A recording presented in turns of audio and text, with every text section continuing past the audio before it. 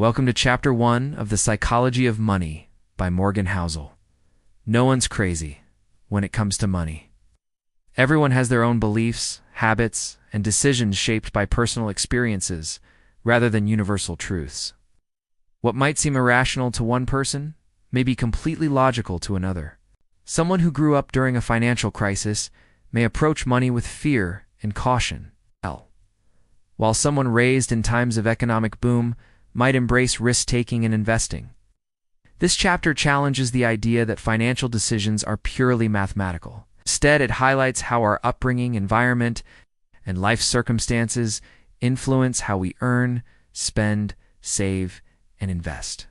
There is no single right way to manage money-only perspectives shaped by our unique journeys. By understanding this, we develop greater empathy toward others' financial choices and, more importantly, gain awareness of our own biases. In the world of money, no one's crazy. We're just playing different games based on the hands we've even dealt.